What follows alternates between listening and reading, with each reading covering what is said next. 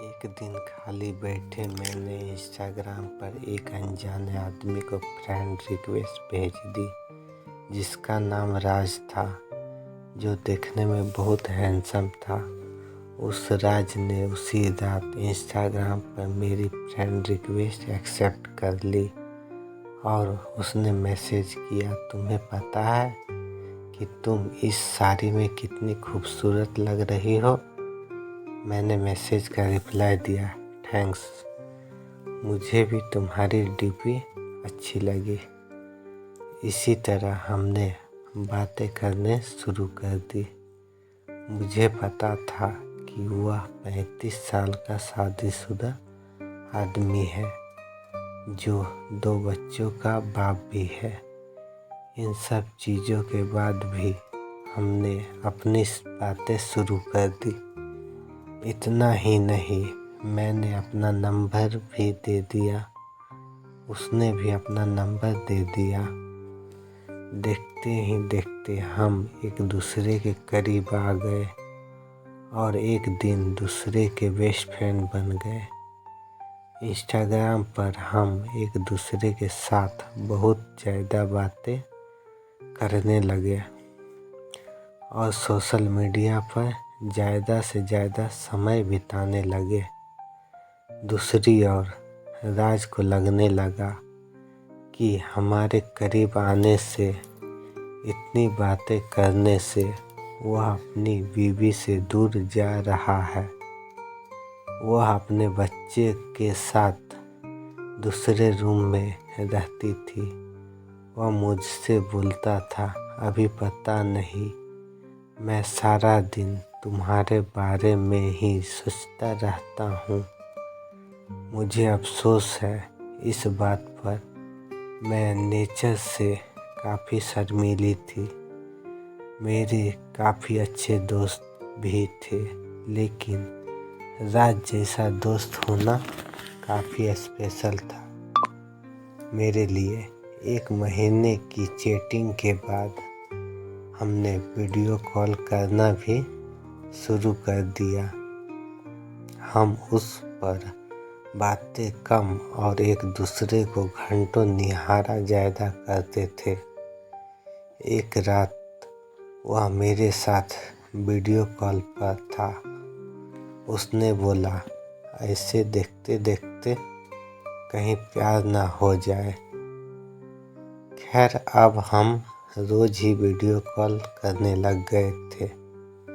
हम इतने पास आ चुके थे कि अब हम एक रियल कपल की तरह बिहेव करने लगे थे। हम रोमांस करते, कपल की तरह हर बात करते, एक दूसरे को चिढ़ाते और थोड़ी लड़ाइयाँ भी करते। कहने का मतलब था कि एक 18 साल की लड़की को 35 साल के इंसान से प्यार हो गया था।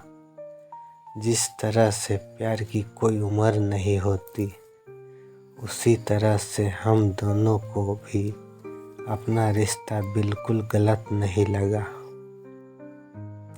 हमें नहीं लगा कि हमने कुछ गलत काम किया है।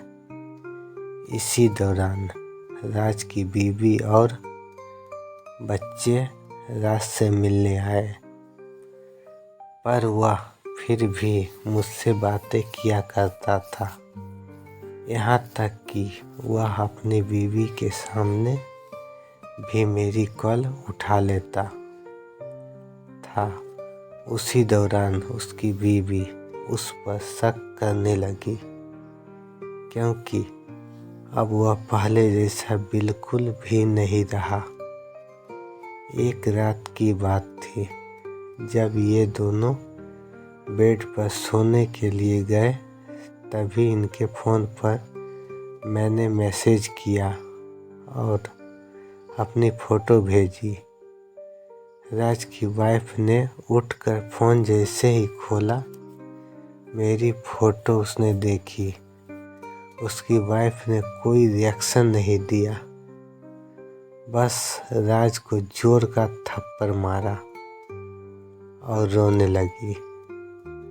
2 दिनों के बाद वह घर छोड़कर चली गई। मुझे उसकी वाइफ के लिए काफ़ी बुरा लगा, इसलिए मैंने उससे कई दिनों तक बातचीत बंद कर दी।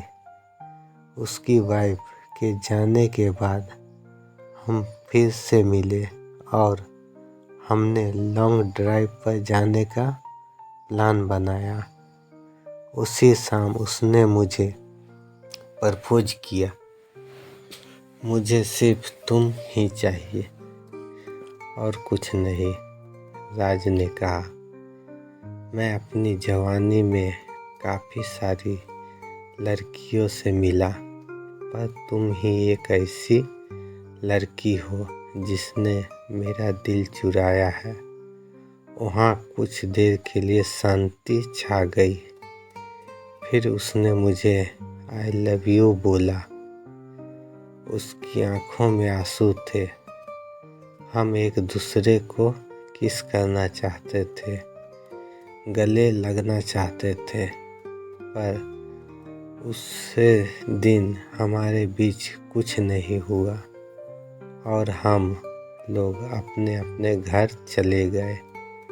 दूसरे दिन मुझे एक मैसेज मिला जिसमें उसने लिखा था, हे डार्लिंग आई लव यू, लेकिन मेरा परिवार भी है, मेरी कुछ ड्यूटी भी है।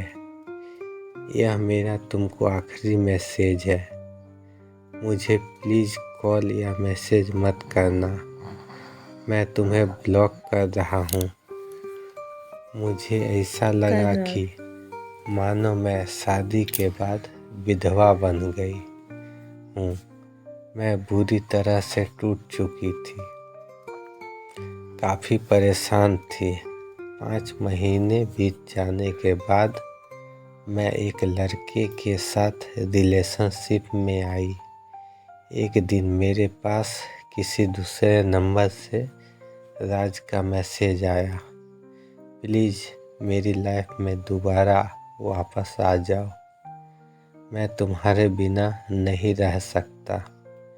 मैं समझ गई कि यह उसी का नंबर है और फुट फुट कर रोने लगी। 1 घंटे की चैटिंग के बाद मेरा दिल फिर से पिघलने लगा। मेरे बॉयफ्रेंड को इन सब चीज़ों के बारे में कुछ नहीं पता था। मैंने उससे सब कुछ छुपा कर रखा था। मैंने उस रात केवल राज से बातें की।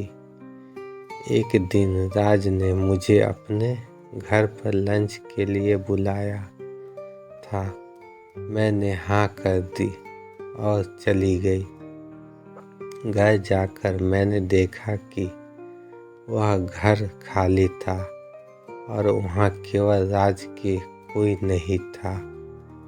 उसने मुझे अंदर बुलाकर फ्रेश होने के लिए बोला और उसके बाद उसने ढेर सारी बातें की और खाने की टेबल सजाई मेरे लिए। यह सब नया था। मैं केवल इधर उधर देख रही थी। तभी अचानक मैं जैसे ही पीछे मुड़ी, उसके होठ मेरे होठों पर थे। हम एक दूसरे को किस करने लगे। मैं भूल गई वह कौन है और मेरी उम्र कितनी है। वह पहला टाइम था जब मैं किसी के साथ हम बिस्तर हो रही थी, वो भी ये जाने कि हमने प्रोटेक्शन ली है या नहीं। तभी मुझे दर्द का एहसास हुआ और मैंने अपनी जवानी उसे दे दी, जिससे मैं बेहद प्यार करती थी। मैं उसी दर्द भरी हालत में घर वापस आ गई। दूसरे दिन मुझे काफ़ी अच्छा महसूस हो रहा था। अब मुझे पूरी तरह से एहसास हो चुका था कि वह मुझे कभी नहीं छोड़ेगा। अब मैं प्यार पाने के लिए इतनी ज़्यादा एक्साइटेड नहीं थी। राज के साथ सोने के बाद मेरी सोच काफ़ी बदल गई। मैं एक औरत बन चुकी थी। उस दिन मुझे पता चल चुका था कि प्यार का असली मायना क्या होता है। एक दिन मैंने अपनी फीलिंग्स के बारे में राज को बताया और बोला कि मुझे हमेशा के लिए छोड़ दे। उसने कहा कि कोशिश करेंगे। धीरे धीरे राज का नाम मेरी ज़िंदगी से मिटता चला गया। मैंने उसका नंबर डिलीट कर दिया और उसने भी मुझे ब्लॉक कर दिया। मैंने फिर उसे कभी ट्रेस करने की नहीं सोची, लेकिन उसकी यादें आज भी मुझे डराती है। मैं खुश थी कि मैं इस अजीब से लगने वाले रिश्ते से बाहर आ गई, लेकिन आज भी वह राज मेरा पहला प्यार रहेगा। मैं भगवान से दुआ मांगती हूँ कि मुझे जब भी कोई दूसरा लड़का मिले वह एकदम राज जैसा हो।